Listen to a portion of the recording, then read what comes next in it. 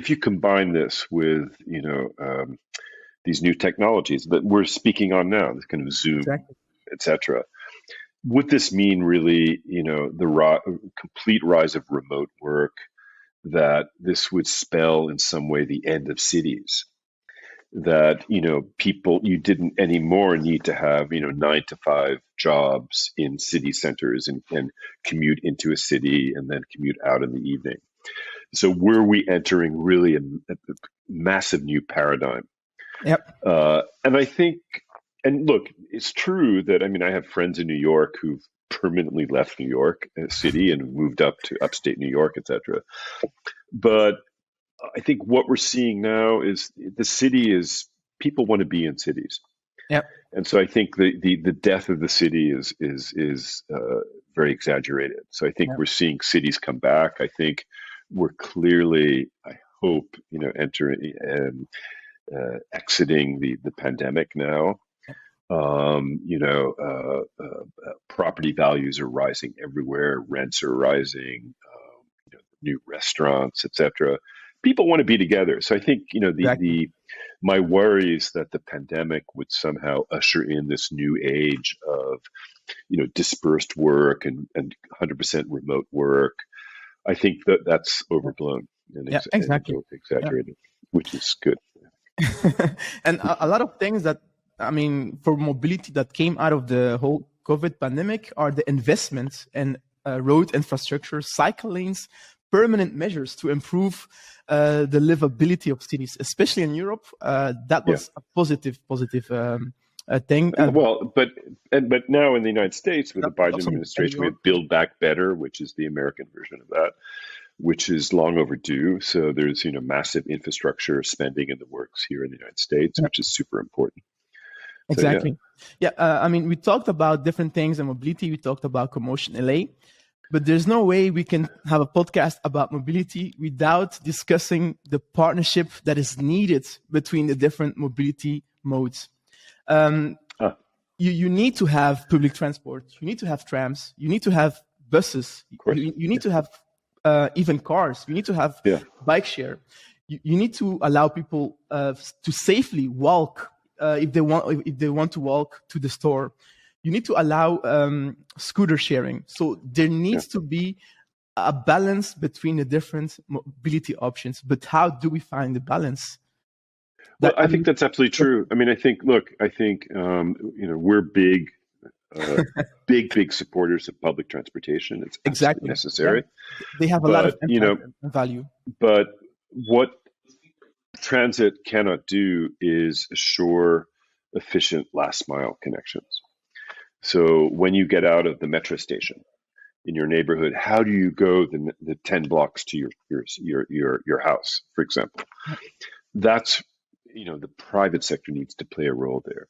So I think the really smart cities understand that, and those sort of last mile connections are, provided by, micromobility, active mobility, areas that you can walk in safely, so it impacts the design of a city and the built environment, etc. So that's really, really important. So I think, look, again, this goes back to, very collaborative relationship between public and private. And it's still to be worked out. It's a process. Exactly. But, I think that's the way we're going to go, for sure. I think really what's one of the interesting trends that we didn't really anticipate 5 years ago when we started CoMotion is what's happening in the third dimension of space is air mobility. And is advanced air mobility, and these new technologies of electric vertical takeoff and landing aircraft. Okay. So I think, going out a few years, the way one of the modes of, let's say, moving around Los Angeles will be in the air as opposed to the land. So it adds another mode to the multimodal options. And I think that's really, really positive. Yeah. So, that's a whole fascinating kind of sector that we're starting to really focus on. And it's very, very exciting.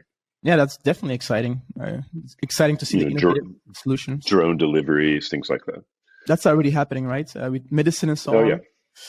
It's only medicine, but in the future, for example, if you look at what about the robo port, deliveries? I think Amazon was also doing robo deliveries. For example, here in Santa Monica in Los Angeles, you see them on the sidewalks now. I mean, really? these robotic little boxes that move around, and wow. yeah, I thought they were only in happening. Black Mirror episodes, and I didn't know they were. No. It's happening now. Yeah. Wow. Okay. I mean, John, I want to thank you, CoMotion LA, the whole team, everything you contribute to the industry and also to the public sector.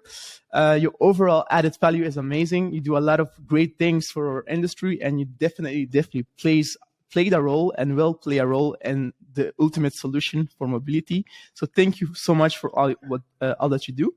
And well, thank you, Constantine, for all that you do also. So I'm looking forward to have Smooth City and the Smooth City team in Miami and meet the CoMotion team and the other pioneers as well. So looking forward to that. Great. Thank you so much for the invitation. And I was wondering, just a very last question, in terms of the future perspective of CoMotion, do you have any future plans of doing events in Europe as well? We're actually looking at a few things in Europe and in the Middle East. One of the next sort of expansions we're planning is actually in Vancouver, in Canada, British Columbia, which is a very innovative city, particularly in clean tech, electric, hydrogen technologies for mobility. So we're organizing a gathering there on June 29th. I'd love you to come, Constantine. I would love to. Which is very, very focused on the kind of investment side of mobility. I mean, bringing together venture capital groups, corporate venture capital, startups. We think Vancouver is a great place to have that conversation. There's a lot of innovation happening there. So that's a new gathering that we're architecting now. And And I think Google, I read somewhere that Google was working on a future city in Canada, and I'm not sure if it was in Vancouver, but yeah. That was in Toronto, actually. It was Sidewalk Labs. Yeah. Had a lot of problems, actually, so as you may know. So for the Middle East, I think, I mean, I am just extremely excited because I was in Saudi Arabia, and I think I could feel the vibe and the excitement about clean mobility. So I think CoMotion needs to go to Saudi Arabia. If you need any, connections. I mean, I would gladly want to help, and because I think the people of Saudi Arabia really are extremely excited for. Because they look at Europe and America, and they see all these amazing new mobility solutions, and they want to have them as well. So, not only that, but they're leading the way in certain, for example, in hydrogen technologies.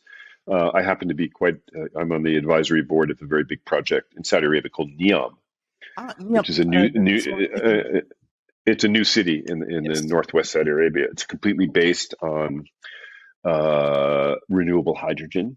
And so it's I mean that country and that region is moving very, very fast. That's exciting, because when I was at the King Abdullah Financial District Smart City back in 2019 to provide, or we did a pilot for scooters back then. But interesting. Back then, we were invited by the kingdom, and back then NEOM was already making headlines as a future. Futuristic smart city, and the videos that I saw and the technology they were already talking about back then. I mean, I'm just excited to see the real thing live. Well, next time you should broadcast a segment from NEOM. That would be fun. Definitely. All right. John, thank you so much for coming on the early days of micromobility. It's a big honor to have you. Thank you so much, Constantine. It makes sense that you were on the early days of micromobility podcast, because you started before the early days. Maybe I need to change the title. And thank you so much for your time. Thanks. Keep up the good work, Constantine. Thank you. And see you in Miami. Thank you so much.